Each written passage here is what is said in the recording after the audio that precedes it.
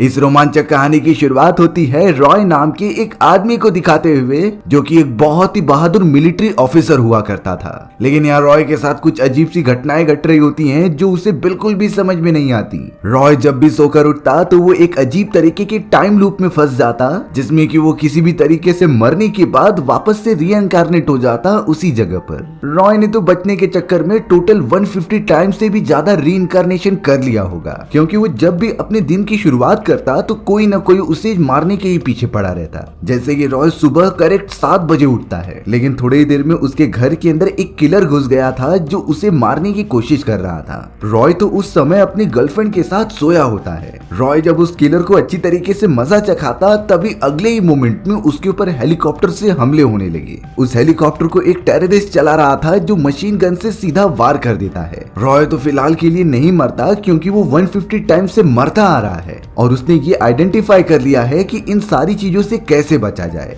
लेकिन अभी भी वो ये पता नहीं कर पाया है कि आखिर ये टाइम लूप में फंसा कैसे और इन सारी खतरनाक चीजों से बाहर कैसे निकलना है। रॉय तो अपने डेली रूटीन चालू करने के बाद सीधा अपने घर से बाहर निकल जाता था, लेकिन जब भी वो अपने कार में बैठकर आगे बढ़ने लगता तो 2 लेडीज उसे मारने के पीछे पड़ जाते। हालांकि रॉय ने इतने ज्यादा रीइंकार्नेशन के बाद उनसे छुटकारा पाने का तरीका ढूंढ लिया था, पर जैसे ही वो उन्हें अपनी कार से टक्कर मारते हुए आगे बढ़ता है तो वो ये भूल गया था कि सामने एक ट्रक भी आती है जो उससे टक्कर मारेगी। लेकिन बेचारा थोड़ा लेट हो जाता है और ट्रक से उसका एक्सीडेंट हो गया था। रॉय जिस भी मोमेंट पर मरता तो वो तुरंत ही अपने बेडरूम में रीइंकार्नेट हो जाता, वो भी मॉर्निंग के 7 बजे के टाइम पर। इस तरीके की वो सारी चीजें डेली करता जा रहा था ताकि उसे सभी चीजें कंप्लीट करने के बाद इस टाइम लूप से बाहर निकलने का रास्ता मिल पाए। लेकिन अफसोस की बात यही थी कि अब तक इसका कोई भी हल नहीं निकला होता। अब तो यहाँ रॉय को मारने के लिए अलग अलग टाइप के असैसिन और लोग आ चुके थे। जैसे कि एक चाइनीज लेडी होती है जो उस रीजन में जाने के बाद अपनी तलवार की मदद से रॉय का सर ही काट देती। एक छोटा सा आदमी होता है जो बॉम्ब की मदद से उसे ब्लास्ट कर देता, और वहीं एक स्माइली आदमी जो रॉय को अपने ट्रक में बांधकर घसीटने लगता। 2 रशियन ब्रदर्स भी होते हैं जो मिलकर उसे मारने की कोशिश करते थे, और वहीं एक आदमी जो 50% रॉय जैसा ही दिखा करता था, वो भी गन लेकर रॉय को मारने के लिए आ जाता। रॉय तो इसे अपना हमशक्ल नंबर 2 बुलाता है। अब शुरुआत में तो रॉय के लिए यही सारे लोग थे जिनसे उसे बचना था, और रीइंकार्नेशन होने के बाद इस पूरे दिन का पैटर्न सेम ही रहता। रॉय ने तो अब तक जितनी भी पॉसिबिलिटीज ट्राई की थी वो किसी न किसी से तो मारा ही जा रहा था। अंत में ऐसा कोई अजीब तरीके का मोड़ आ जाता है जिसमें कोई अलग ही असैसिन उसे मार देता है। इन सारी चीजों पर रॉय का कुछ कंट्रोल नहीं था, लेकिन फिर भी वो चाह रहा था कि वो इस लूप से आजाद हो जाए। हालांकि रॉय ने आधे से ज्यादा असैसिन्स और टेररिस्ट को मारने का प्लान बना लिया था, लेकिन अगले ही मोमेंट में कोई अनएक्सपेक्टेड चीज हो जाती जिसका उसे अंदाजा ही नहीं था। अब रॉय को कुछ समझ नहीं रहा था, इसीलिए वो अपनी एक्स वाइफ से बात करने के लिए जाता है। लेकिन रॉय के वाइफ का कॉल उसका बॉस उठा रहा था, जिसके अंदर उसकी वाइफ काम किया करती थी। वो एक बहुत ही बड़ी टेक्नोलॉजी वाली कंपनी होती है जिसके अंदर काफी सारी इन्वेंशन हुआ करते थे। उसके बॉस का नाम क्लाइव होता है, और अपनी वाइफ के बारे में पूछने पर क्लाइव सिंपली बता रहा था कि तुम्हारी वाइफ की मृत्यु हो चुकी है एक बहुत ही खतरनाक एक्सीडेंट में। रॉय बहुत ही ज्यादा शॉक हो गया कि आखिर ये कैसे हो सकता है। उसे तो क्लाइव के ऊपर ही शक होने लगा कि कहीं इसने ही मेरी वाइफ को मार तो नहीं दिया। अब रॉय इन सारी चीजों को सोच पाता, इससे पहले वहां पर और भी ज्यादा टेररिस्ट आ जाते हैं, और उन्होंने बिना देरी किए रॉय के ऊपर फायर करके उसे जान से मार दिया। रॉय के साथ एंड में यही होता था। अगर वो अलग अलग पॉसिबिलिटीज ट्राई करेगा तो उसके अंजाम भी अलग होंगे, जिससे कि वो किसी अलग टेररिस्ट या फिर ग्रुप ऑफ लोगों से मारा जाता। अब रॉय यहाँ बहुत ही ज्यादा फ्रस्ट्रेट हो चुका था, इसीलिए वो सीधा एक बार में आ जाता है। उस बार के ओनर का नाम जैक था, जिससे कि रॉय बहुत ही ज्यादा क्लोज होता है। रॉय बैठकर अपना फेवरेट ड्रिंक पी ही रहा था, तभी उसे फैंग नाम की एक बहुत ही ब्यूटीफुल लेडी दिखाई देती है जो नेशनल लेवल की तलवारबाज होती है। वो लड़ाई में बहुत ही ज्यादा अच्छी होती है, और एक तरीके से रॉय समझता था कि अगर वो इसे अपनी टीम में शामिल कर ले और अपने लूप के बारे में बताए तो शायद फैंग उसकी मदद कर सकती थी यहाँ से बाहर निकलने में। पर आखिरकार रॉय ये नहीं समझ पाता कि उसकी ये सारी अनजान बातों पर कौन भरोसा करेगा। सभी लोगों को यही लगेगा कि मैं एक पागल हूँ और एक्टिंग कर रहा हूँ। थोड़ी देर के अंदर वहां डेव नाम का एक आदमी आ जाता है जो कि कॉन्स्पिरेंसी थियरी के बारे में कुछ बताने लगा था। रॉय की नजर उसके ऊपर हो जाती है, लेकिन उसे क्या पता था कि बार के अंदर ऐसे ऐसे लोग घुस चुके हैं जिनका मेन काम होता है रॉय को जान से खत्म करना। रॉय को पता चल गया कि अब वो भागकर कहीं भी नहीं जा सकता, इसीलिए उसने हार मान ली होती है और उन सारे टेररिस्ट के ग्रुप ने उसके ऊपर हमला कर दिया और गन की मदद से वहीं पर ढेर कर दिया। यानी रॉय ने एक तरीके से अपनी डेस्टिनी को एक्सेप्ट कर लिया होता है। अगर रॉय इस बार में न आकर किसी दूसरी जगह जाता तो उसे कोई अलग टाइप के लोग मिल जाते और वो उसे मार देते। यही रॉय की एक लाइफ बन चुकी थी, इसीलिए वो एकदम से परेशान हो गया था। लेकिन अब यहाँ पर रॉय जरा सा सोचने लगता है कि आखिरकार उसके साथ ये टाइम लूप वाली चीजें कब से स्टार्ट हुई थी। रॉय ने ये सोचा कि ये तब से स्टार्ट हो सकता है जब मैं अपनी एक्स वाइफ जेमा से मिलने के लिए गया था। जेमा तो उसी टेक्नोलॉजी वाली कंपनी में एक साइंटिस्ट का काम किया करती थी जो बहुत ही इंटेलिजेंट होती है। रॉय उस समय मिलिट्री से रिटायर्ड हो चुका था, इसीलिए वो चाहता था कि उसे जेमा की कंपनी में कोई नौकरी मिल जाए। उसने तो अपना रेज्यूमे भी सेट किया होता है जिससे कि वो जेमा के बॉस को प्रोवाइड करेगा। लेकिन अफसोस की बात ये होती है कि रॉय के पास ज्यादा क्वालिफिकेशन ना होने के कारण उसे एक्सेप्ट नहीं किया जा रहा था। अब यहाँ रॉय जेमा के लेबोरेटरी में एक बहुत ही बड़ी मशीन देखता है। ये मशीन काफी एडवांस लग रही थी, इसीलिए उसने जेमा से पूछ लिया कि आखिर ये क्या करती है। जेमा तो सिर्फ इतना बताती है कि ये मशीन स्पेस टाइम में एक डिस्टर्बेंस पैदा करती है जिसकी मदद से हम समय के अंदर छेड़छाड़ कर सकते हैं, पर अभी भी इसके ऊपर काम बाकी है और बनने के बाद मेरा बहुत ज्यादा नाम होगा और मुझे इस इनक्रेडिबल मशीन को बनाने का पूरा क्रेडिट मिलेगा। रॉय अपनी वाइफ जेमा की इस खुशी को देखकर काफी हैप्पी हो जाता है, लेकिन उन्हें क्या पता था कि उस कंपनी का बॉस और उसका एक साथी जिसका नाम ब्रेट होता है वो उन दोनों को सीसीटीवी कैमरा की मदद से देख रहे थे और उनकी बातें सुन रहे थे। जेमा का बॉस तो अपने सिक्योरिटी गार्ड जिसका नाम ब्रेट था उससे कहता है कि आखिरकार रॉय इस जगह पर क्या कर रहा है। उसके एप्लीकेशन रिजेक्ट होने के बावजूद भी वो रेस्ट्रिक्टेड एरिया में कैसे घुस गया, इसीलिए हमें स्ट्रिक्ट एक्शन लेने पड़ेंगे और उसे जाकर पकड़ना होगा। जेमा पता नहीं क्यों अब यहाँ रॉय के कुछ मेजरमेंट ले रही होती है क्योंकि उसे अपने एक्सपेरिमेंट के लिए एक सब्जेक्ट की जरूरत थी। जेमा ने तो रॉय की बॉडी मेजर किए और उसके बाल के थोड़े से सैंपल भी लिए थे, जिसके बाद ही वो सिक्योरिटी गार्ड आ गया और रॉय का एप्लीकेशन लेकर कहने लगा कि तुम इस जगह पर सेलेक्ट नहीं हो सकते। रॉय और जेमा ने इसका रीजन जानने की कोशिश की, लेकिन वो सिक्योरिटी कहता है कि ये रेस्ट्रिक्टेड एरिया है और तुम यहाँ से चले जाओ, नहीं तो इसके अंजाम बहुत ही ज्यादा बुरे होंगे। अब सिक्योरिटी गार्ड वहां से धमकी देकर तो चला गया था, लेकिन जेमा यहाँ पर रॉय से कहती है कि मैंने तुम्हारे लिए एक बर्थडे प्रेजेंट भेजा है, उसे ओपन करना मत भूलना और उसके सामने ओसाइरस पुकारना। ये सारी चीजें मैं क्यों बता रही हूँ तुम्हें थोड़ी देर में पता चल जाएगा। रॉय तो यहाँ पर फिर भी कंफ्यूज होता है कि आखिर उसकी वाइफ उसे किस बारे में बोलना चाहती है। अब यहाँ तो उस बॉस ने ब्रेड को कह दिया कि रॉय को जाकर बाहर निकाल दो। देखते ही देखते वहाँ कुछ सिक्योरिटी ऑफिसर्स आ चुके थे जो रॉय को फोर्स कर देते हैं यहाँ से दूर जाने के लिए। साथ ही साथ वो बॉस तो रॉय की वाइफ जेमा को भी बुलाता है अपनी केबिन के अंदर और उससे पूछने लगा होता है कि आखिर तुम अपने हस्बैंड से क्या बातें कर रही थी, लेकिन जेमा उसे कुछ नहीं बताती और बात को टाल देती है। दरअसल वो बॉस इतनी सिक्योरिटी इसीलिए बरत रहा था क्योंकि उनके जितने भी एक्सपेरिमेंट्स होते हैं वो बहुत ही ज्यादा कॉन्फिडेंशियल थे,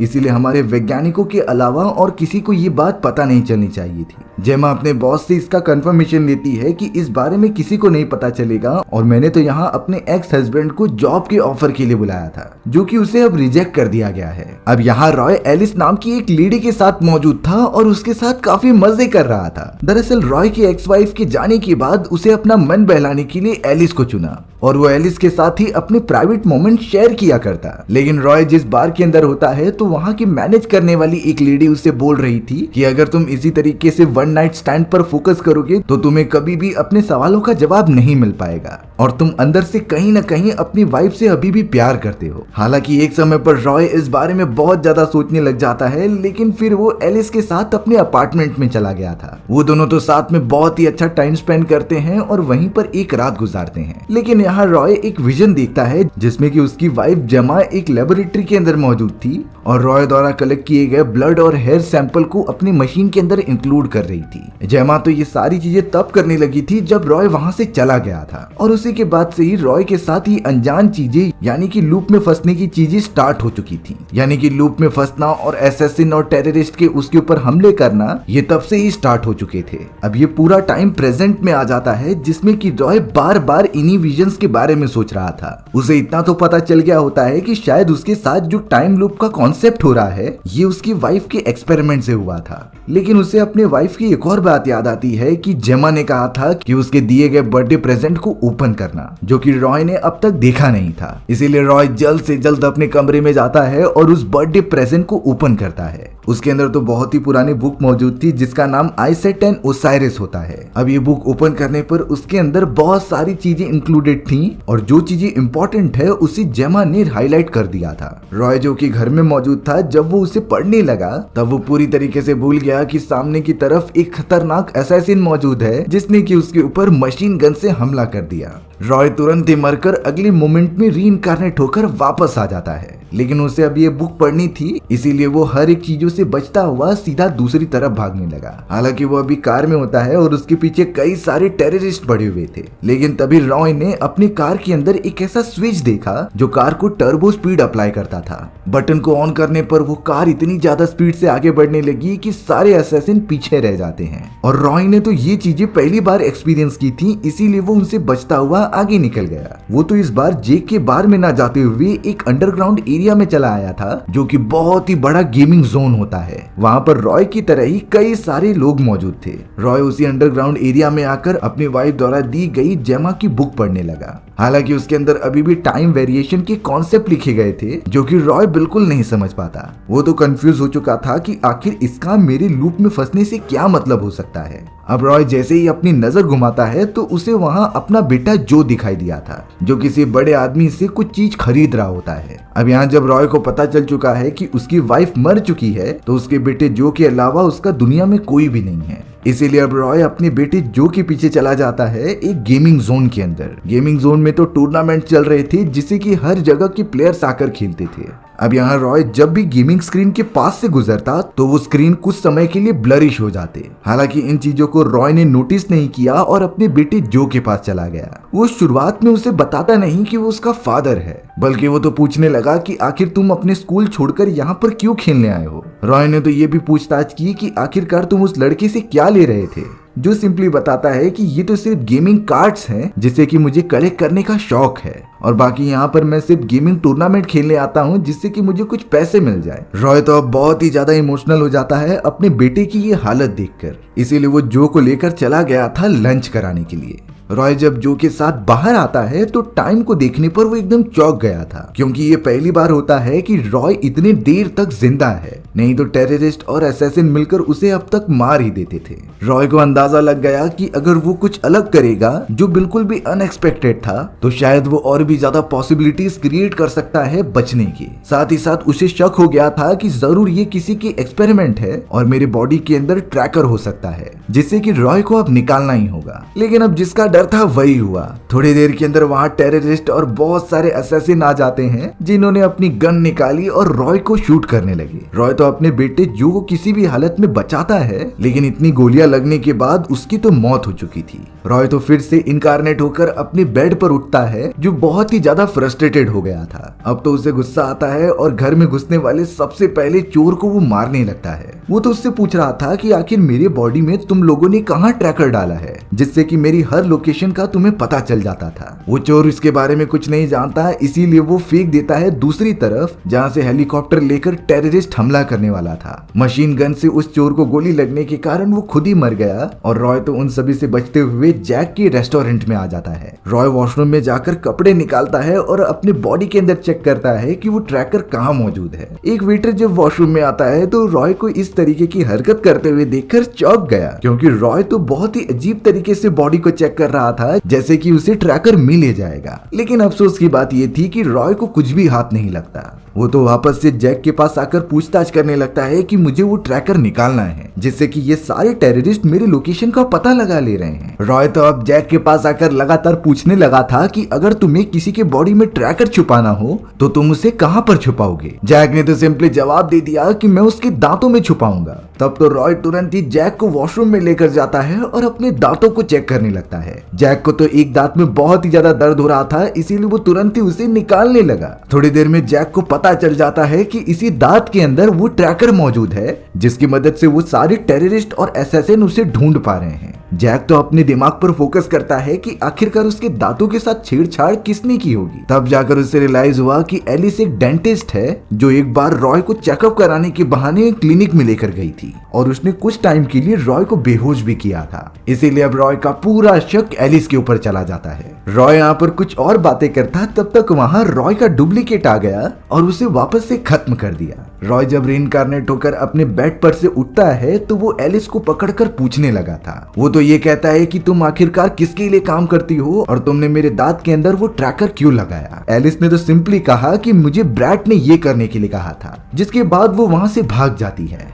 रॉय को समझ में आ गया कि जरूर इन सारी चीजों के पीछे उसकी वाइफ की कंपनी का बॉस हो सकता है, जिसे कि अब कुछ इंपॉर्टेंट बातें जाननी होंगी, इसीलिए वो मेरे पीछे पड़ा है। अब यहाँ इतने बार रीइंकार्नेट होने के बाद रॉय को अंदाजा तो हो गया था कि कौन सी चीजें कब होंगी, इसीलिए वो अपने सामने आने वाले टेररिस्ट और असैसिन से बचते हुए जैक के बार के अंदर चला गया था। वो जल्द से जल्द अपना दांत निकालता है जिसके अंदर ट्रैकर लगे थे, और अब उसे पता था कि इसी ट्रैकर की मदद से कोई ना कोई टेररिस्ट उसे ट्रैक कर रहा है। तो वो उस ट्रैकर को एक अबेंडन बिल्डिंग में लेकर जाता है ताकि वो उसके लिए एक जाल बिछा दे, और होता भी कुछ ऐसा ही है। पैम नाम की एक असैसिन वहां पर आ जाती है रॉय को ढूंढते हुए। तब जाकर रॉय पैम से उसकी गन लेता है और उसके ऊपर पॉइंट कर देता है। पूछने पर तो पैम उसे ज्यादा कुछ नहीं बताती, इसीलिए रॉय ने गुस्से में आकर उसे शूट कर दिया था। जो गन उसे पैम के पास से मिली होती है वो बहुत ही जानी पहचानी थी, और उसने यही गन ब्रैड के भी हाथों में देखी होती है। यानी कि ये बात कंफर्म हो गई थी कि कंपनी का बॉस ही रॉय को पकड़ना चाहता है और उसने ही उसकी वाइफ का मर्डर किया होगा।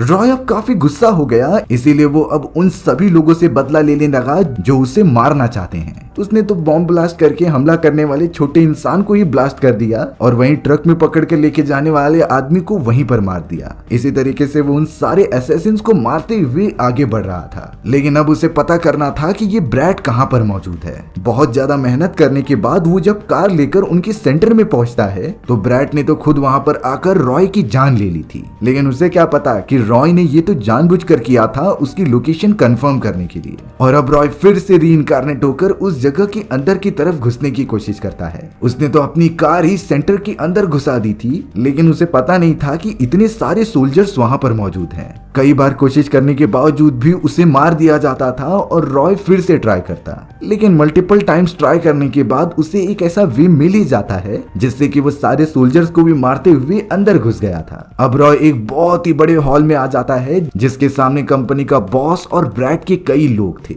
पर वहां तो वो चाइनीज सामुराई आ जाती है जो तलवार की मदद से रॉय के ऊपर हमला करने लगी। रॉय अपनी गन तो चलाता है, लेकिन उसकी तलवार के सामने वो टिक नहीं पाता। रॉय को तो बहुत बुरी तरीके से वापस मार दिया गया था। मरने से पहले कंपनी का बॉस उससे कुछ कहता है जिसे कि रॉय ठीक से सुन नहीं पाया और वापस से रीइंकार्नेट हो गया। रॉय तो अपनी वाइफ द्वारा दी गई वही ओसाइरस नाम की किताब को पढ़ने लगा, क्योंकि उसे लग रहा था कि इसके अंदर ही कोई इंपॉर्टेंट चीजें लिखी गई हैं जिसे कि मैं इग्नोर कर रहा हूँ। रॉय समझ चुका था कि जब तक वो उस बॉस के पास नहीं पहुंचेगा तब तक उसे अपने सवालों का जवाब नहीं मिल सकता। इसीलिए वो सबसे पहले फैंग नाम की उसी वॉरियर के पास जाता है जिसे कि वो बार में मिला करता था। फैंग तलवारबाजी में बहुत ही अच्छी होती है, इसीलिए रॉय उनसे रिक्वेस्ट करने लगा कि आप मुझे ये तलवारबाजी सिखाओ, जिसकी मदद से शायद वो चाइनीज सामुराई से फाइट करना चाहता था। फैंग भी इस बात के लिए मान जाती है, इसीलिए अगले दिन से ही वो रॉय को ट्रेनिंग देने लगी थी। धीरे धीरे रॉय इम्प्रूव करता गया और कुछ समय के अंदर वो फैंग को भी हराने में कामयाब हो जाता है। वो तो फैंग का शुक्रिया अदा करते हुए वहां से सीधा निकल गया सेंटर की तरफ। रॉय के सामने तो वो चाइनीज वॉरियर थी जो तलवार की मदद से उसके ऊपर हमला करती है, लेकिन रॉय अब तलवारबाजी में माहिर होने के कारण उसके हर एक वार को रोक ले रहा था। वो ना ही सिर्फ बचता है बल्कि उसने तो चाइनीज वॉरियर को इतना ज्यादा डैमेज दिया और आखिर में उसे मार ही देता है। ब्रैड और कंपनी का सीईओ तुरंत ही उस जगह पर आ गए, लेकिन अब रॉय ने बिना देरी किए ब्रैड के सर में ही तलवार मार दी जिससे कि वो मारा गया। हालांकि बॉस उस गन को उठाकर फायर करने की कोशिश करता है, पर रॉय ने इससे पहले उसके हाथ पर ही तलवार मार दी। लेकिन यहाँ बॉस उसे बताने लगा कि तुम चाहे कुछ भी कर लो, पास्ट को चेंज नहीं कर सकते और फ्यूचर तुम्हारे कंट्रोल में नहीं है। तुम इतना भूल गए कि तुम्हारा बेटा जो इस वक्त बहुत ही ज्यादा खतरे में है जिसे कि तुम नहीं बचा पाओगे। रॉय सबसे पहले उस सीईओ को खत्म करता है और सीधा अपने बेटे को बचाने के लिए चला जाता है, पर अफसोस काफी ज्यादा देर हो चुकी थी। उसका बेटा जो एक धमाके के अंदर मारा गया था जिसे वो बचा नहीं पाया। रॉय तो अपने बेटे को देखने के लिए जाता है, लेकिन कई सारे पुलिस ऑफिसर्स उसे रोकते हैं। अब अचानक पीछे की तरफ से एक बहुत ही बड़ा तूफान आया जो आसपास की सारी चीजों को एकदम से मिटा दे रहा था। इस ब्लैकआउट के बाद रॉय जब अपनी आंखें खुलता है वापस से रीइंकार्नेट होकर, तो उसे इतना समझ में आ चुका था कि हर एक पॉसिबिलिटी में वो चाहे जितनी भी आगे बढ़ जाए वो अपने फैमिली मेंबर्स को बचा नहीं सकता। और अब तो उसके परिवार में जो उसका बेटा था वो भी मारा गया। इसीलिए रॉय कुछ समय तक अपने बेड पर ही लेटा होता है और उन सारे असैसिन्स को खुद को मारने देता है। लेकिन एक समय के बाद वो इतना फ्रस्ट्रेट हो गया कि वो बहुत ही गुस्से में उठकर सभी को खत्म करते हुए आगे बढ़ने लगा। रॉय सोचता है कि जब तक वो असली पॉसिबिलिटी के पीछे नहीं भागेगा तब तक उसे अपनी फैमिली नहीं मिल पाएगी। इसीलिए सबसे पहले वो अपना ट्रैकर निकालता है और सीधा अपने बेटे जो के पास चला जाता है। रॉय इतना तो समझ जाता है कि उसकी वाइफ तो मर चुकी है, लेकिन उसका बेटा जिससे कि वो हर पॉसिबिलिटीज में मिल पा रहा है वो उसकी पूरी दुनिया है और इकलौता बचा हुआ है। इसीलिए रॉय फिलहाल के लिए अपने सारे मोमेंट्स अपने बेटे के साथ शेयर करता है। हालांकि रॉय ने अभी तक अपने बेटे को कुछ नहीं बताया था कि वो उसका फादर है। रॉय का मन था कि वो अपने बेटे के सामने कन्फेस कर ले, लेकिन इस तरीके से जो रॉय के ऊपर भरोसा नहीं कर पाएगा। फिर भी इन सारी चीजों के बाद रॉय अपने बेटे के साथ अच्छे टाइम स्पेंड करता है, जो कि वो आगे चल के एक अच्छी फैमिली बनने का सोच रहा था। रॉय तो हर एक टाइम लूप के एंड में सीधा जो के पास पहुंचता था और बार बार इसी लूप को चलाते रहता, क्योंकि एंड में उसके बेटे की मौत तो होने ही वाली थी। लेकिन अब ये सारी चीजें उसकी दुनिया बन चुकी होती हैं और हमारी ये दिमाग चकरा देने वाली कहानी यहीं खत्म हो गई। सो व्यूअर्स, आपको ये स्टोरी कैसी लगी कमेंट सेक्शन में बताना भूलना मत। और अगर आपको मेरा एक्सप्लेनेशन 1% भी अच्छा लगा होगा ना तो वीडियो को लाइक एंड चैनल को सब्सक्राइब जरूर कर देना। मिलते हैं इसी तरीके की मजेदार वीडियोस में, तब तक के लिए बाय बाय।